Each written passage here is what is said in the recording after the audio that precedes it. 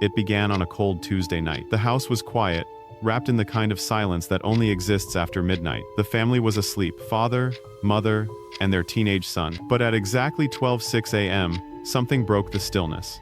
The television in the living room turned itself on. The light from the screen spilled across the room, flickering like a heartbeat. No remote, no timer, no reason. Just static, that old gray snow that no one sees anymore. The father came downstairs, rubbing his eyes, annoyed. He turned off the TV. But before he could turn away, the static shifted. Faces began to form within the noise, faint, ghostly outlines of people. A man, a woman, a child, smiling, waving. He froze. It looked like a home movie. Only, it wasn't theirs. The family on the screen was sitting in their living room. Same furniture, same wallpaper, same lamp in the corner, but the faces were strangers. The father blinked, and the image vanished back to static. He shut the TV off, unplugged it from the wall, and went upstairs. But at 12:06 a.m. the next night, the television turned itself on again, unplugged. This time, his wife saw it too. They stood there, staring, as the screen came to life once more. The same family appeared eating dinner, laughing, living. But as they watched, the picture began to flicker, and the people on the screen turned their heads looking directly at them. The mother gasped. The boy came down, sleepy-eyed, and asked, "Who are they?" The father pulled the plug again, yanked the cable, and covered the TV with a blanket. But even through the fabric, the light kept flashing. That night, no one slept. At 12:06 a.m., the TV in the living room wasn't the only one glowing. Every screen in the house flickered, the phones, the tablet, even the baby monitor, all showing the same thing,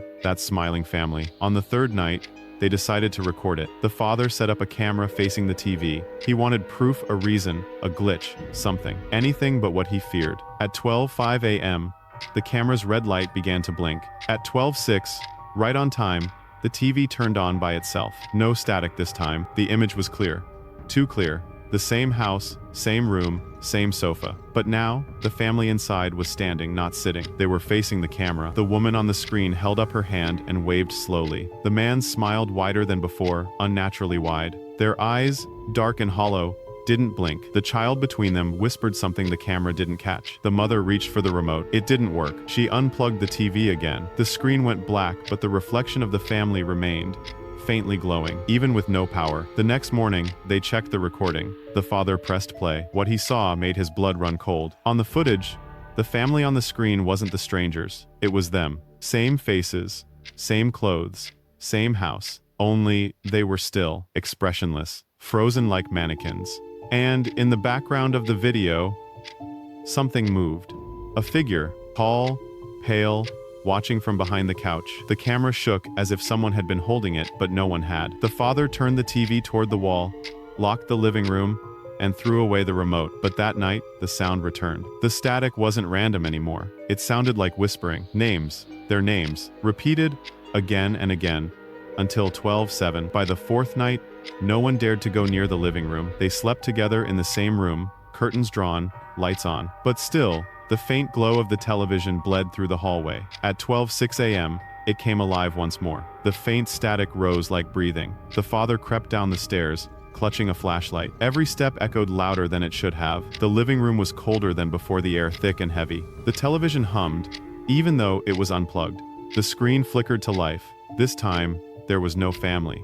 Just an empty room, their room from a different angle. The camera seemed to be moving, as if someone was holding it. It drifted toward the sofa, toward the place where the pale figure had stood in the video. The father whispered, "Who?" The father wanted to flee, but the doors wouldn't open. The locks turned on their own. The windows fogged over, shapes moving just beyond the glass. The mother held the child tight, whispering prayers into the void. And then the TV came on again, upstairs this time. The boy's room glowed blue. On the screen, a live feed played the family themselves, standing exactly as they were now. The father stepped closer. In the feed, he saw himself looking at the TV, and then his reflection blinked. "This isn't possible," he muttered. The version of him on screen smiled. Slowly, it raised its hand and pointed not at the camera, but directly behind him. He turned. The pale figure stood there. Its skin was cracked like glass, light flickering beneath it like static. Its eyes, hollow screens, showed the family trapped inside. The mother screamed as the television began to melt,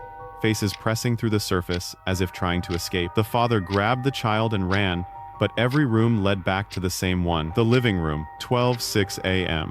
The clock never moved again. The figure stepped closer, whispering through the static, "Now it's your turn to watch." The screen flared white. When the police arrived the next morning, the house was silent. No signs of a struggle. Only one thing on the television: a family sitting perfectly still on the couch, smiling. The same family that had moved in only a week before. The same faces seen before the screen went dark.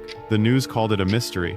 The neighbors swore the house was cursed. But those who dared to drive past it late at night said that if you looked through the window at exactly 12:06 a.m., you could still see the flicker of a television glowing faintly in the dark. And inside, through the blue light, a family watching back, waiting for someone to join them.